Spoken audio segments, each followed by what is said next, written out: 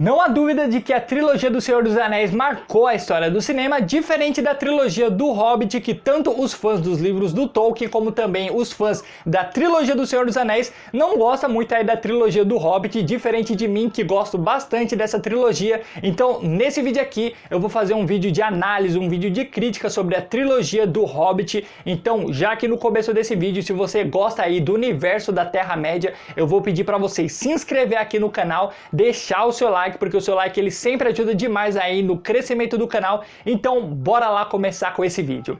Bom, eu acho que, diferente de muitas pessoas, eu particularmente fui apresentado à Terra-média com os filmes do Hobbit, pois quando o primeiro filme do Hobbit foi lançado, acreditem ou não, eu tinha apenas 11 anos de idade, e naquela época eu já tinha consciência de que os filmes do Senhor dos Anéis existiam, só que quando eu era criança, ali no início da minha adolescência, os filmes do Senhor dos Anéis eles não me atraíam tanto, porque querendo ou não, os filmes do Senhor dos Anéis, até mesmo como os filmes do Hobbit, eles não são filmes tão convencionais de fantasia, pois eles têm uma estrutura narrativa muito alongada, que pelo menos ali quando eu era um adolescente não me atraía tanto. Diferente da trilogia do Hobbit, que me despertou uma curiosidade, principalmente por ser uma franquia que estava se iniciando numa fase onde eu conseguia realmente acompanhar os filmes sendo lançados ano após ano. Então, quando eu assisti o primeiro filme do Hobbit, Uma Jornada Inesperada, cara, eu me apaixonei pelo filme logo de cara, pois todo aquele universo fantasioso eu achei extremamente empolgante, lindo ao mesmo tempo, e o filme em si eu achei muito interessante. Como eu não sou um grande fã assim dos livros do Tolkien, na verdade eu nunca cheguei a ler sequer nenhum livro do Tolkien, eu achei muito legal ser apresentado a toda essa cultura pela primeira vez e depois investigar cada vez mais através de vídeos aqui no próprio YouTube e conhecer um pouco sobre esse universo fantasioso. Então, quando você é apresentado aquela jornada do Bilbo, é muito interessante como o Peter Jackson ele consegue conduzir muito bem toda a narrativa do primeiro filme. Pois o Peter Jackson, que foi o diretor dos 3 filmes do Senhor dos Anéis, ele também dirigiu aí os 3 filmes do Hobbit, assim como algumas pessoas que trabalharam lá nos primeiros filmes do Senhor dos Anéis, eles retornaram aí para a franquia do Hobbit, como por exemplo o compositor Howard Shore, que no caso ele fez a trilogia dos 3 filmes e volta aí para a trilogia do Hobbit. Então, de fato, em todos os aspectos cinematográficos que compõem um filme, você se sente ambientado novamente ali naquele local fantasioso onde se passa tanto os filmes do Senhor dos Anéis como os filmes do Hobbit. E é muito legal que, assim como no filme do Senhor dos Anéis, nos filmes do Hobbit você consegue se sentir muito ambientado dentro daquele clima fantasioso, tanto quando eles constroem um cenário em computação gráfica, quando eles também fazem ali todo o cenário utilizando paisagens reais, principalmente paisagens ali da Nova Zelândia. Eu já vou pedindo desculpa aí para vocês, que provavelmente vocês vão estar ouvindo um som externo, que tá tendo aí uma música, estão tocando um forró aí, já há um bom tempo. Mas enfim, né? Cara, é incrível como você vê ali, como tudo é muito bem feito, principalmente pela computação gráfica. E eu reassisti a trilogia do Hobbit recentemente e, cara, tinha esquecido como a computação gráfica desse primeiro filme é fantástico. É muito legal, principalmente de você observar como o ambiente construído com computação gráfica, ele não destoa tanto do ambiente que foi filmado em locações reais. Então você fica muito encantado ali com aquelas duas locações. É claro que quem tem um olhar um pouquinho mais apurado e que assiste filmes com mais frequência vai conseguir identificar o que é feito com computação gráfica e o que não é, porém mesmo assim você se permanece ali imerso naquela história, pois a forma como a jornada do Bilbo é mostrada pra gente é muito interessante, principalmente porque nesse primeiro filme a história ela não se ramifica para muitas direções, ou seja, não tem tantas subtramas como nos filmes sequentes aí da trilogia do Hobbit. O primeiro filme da trilogia do Hobbit é muito legal porque a história ela é muito bem apresentada pra gente, que é o Bilbo seguindo numa jornada ali com os anões em busca ali de tomar o antigo reino dos anões. E toda essa trajetória é muito legal, de primeiro a gente conhecer ali o Bolsão, que é onde o Bilbo mora, e depois conhecer os arredores do Bolsão, e depois conhecer os ambientes florestais, conhecer alguns orcs e outras criaturas que vivem ali naquele universo fantasioso. Então a forma como o filme leva o personagem para um local, depois leva para o outro, e depois acaba tendo um problema que que faz com que eles vá para outra direção. Tudo isso faz você ficar muito imerso ali naquele ambiente fantasioso, e eu acho que você consegue se entregar ainda mais pela história, principalmente por conta dos personagens. Todos eles são sensacionais, os atores eles mandam muito bem nas suas interpretações. E eu acho muito legal também, principalmente, o retorno de alguns atores para a trilogia do Hobbit que apareceram lá nos primeiros filmes do Senhor dos Anéis, que as aparições desse primeiro filme são muito pontuais. Eles aparecem para fazer algo específico ali no filme, e com as suas aparições não faz com que o filme seja bagunçado. As suas aparições elas são fundamentais para a história que o diretor quer contar. E algo muito legal que eu queria ressaltar aqui é que o Guillermo del Toro, ele iria dirigir aí essa trilogia, ou pelo menos o primeiro filme do Hobbit, só que ele acabou não dirigindo, e mesmo assim ele escreveu os 3 filmes da franquia. Então você observa ali que realmente o Guilherme Del Toro, ele tem um olhar muito apurado para esses universos mágicos e fantasiosos. E cara, como eu tava dizendo, todos os personagens eles são sensacionais, já começando pelo Bilbo, que foi interpretado aí pelo Martin Freeman. Cara, ele é muito legal, ele é um personagem extremamente fofo, e é muito legal você observar a evolução desse personagem ao longo da trilogia, mas principalmente o grande salto de personalidade que o Bilbo tem logo no primeiro filme. Ele é um cara que gosta de ficar mais na sua casa, e ao longo do filme ele vai se enturmando ali com a equipe dos anões. Ele se torna, no final já do primeiro filme, aquela pessoa que vai pra cima dos orcs, enfrenta e defende ali os seus amigos. E ele é um personagem muito interessante, porque todos os trejeitos que o personagem, que o Martin Freeman colocou no personagem do Bilbo, eu achei muito legal. E sem falar que o Ian McKellen, ele também volta como Gandalf. E cara, o Ian McKellen é um poço ali de carisma, eu gosto bastante dele. E o Gandalf é um personagem muito interessante. Ele é um personagem que, ao mesmo tempo que ele se diz extremamente mágico, extremamente poderoso, ele é um personagem que toda a sua magia e toda a forma como ele vai conduzindo ali a história é muito interessante de se acompanhar. Da mesma forma que é muito legal também o personagem do Richard Argymet, que eu não sei se é exatamente assim que se pronuncia o nome dele,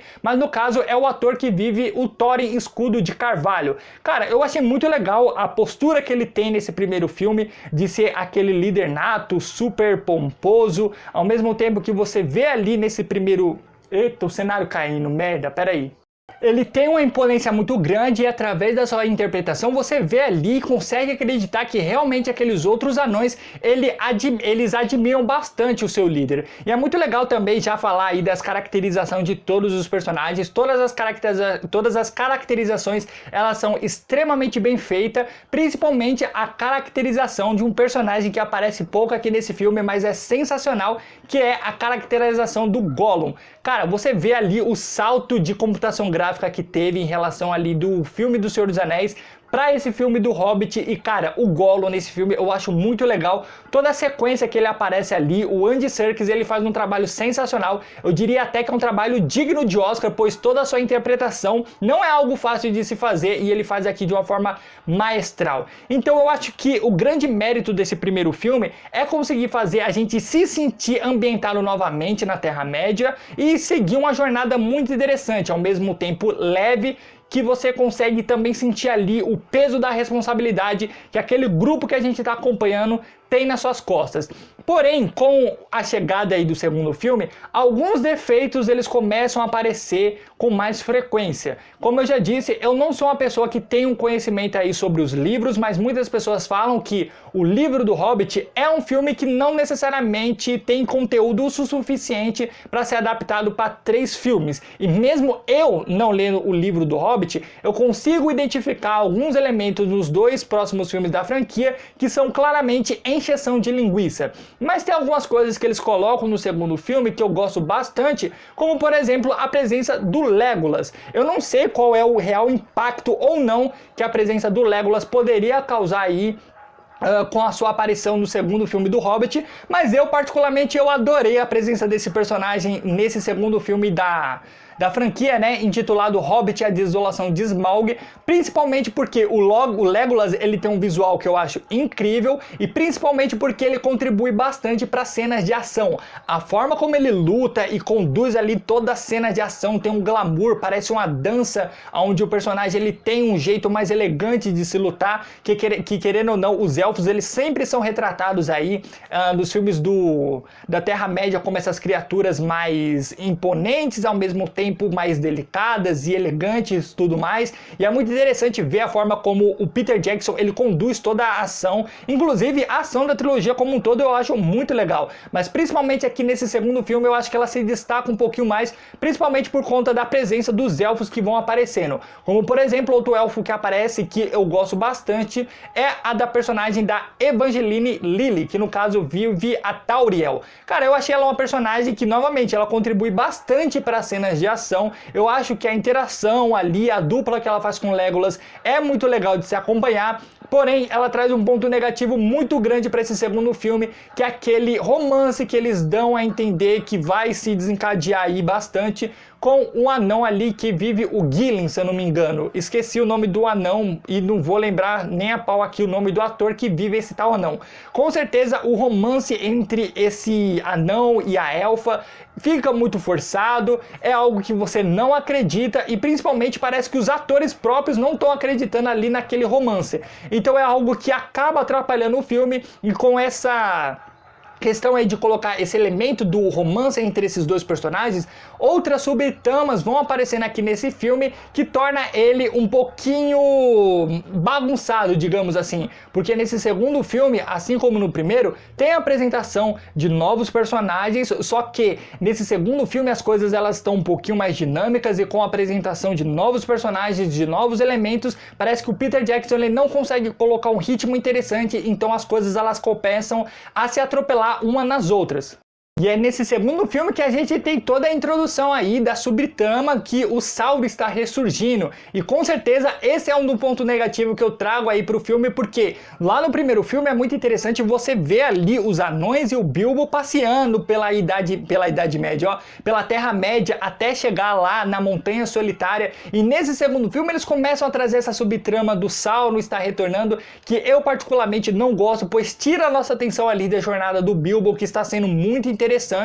Porém, tem alguns personagens que eles colocam nesse segundo filme que são interessantes, como por exemplo o personagem do Thranduil. Eu gostei bastante desse anão, de toda a imponência desse anão, ó, desse elfo na verdade, né? Que ele traz toda uma imponência, um elegante muito legal. É claro que o ator em alguns momentos ele deixa o personagem um pouquinho caricato, deixando ele cheio de caras e caretas ali que eu acho em alguns momentos desnecessários, como também tem outro personagem que eu acho muito interessante, que é o personagem do Bart, que no caso foi interpretado pelo Luke Evans.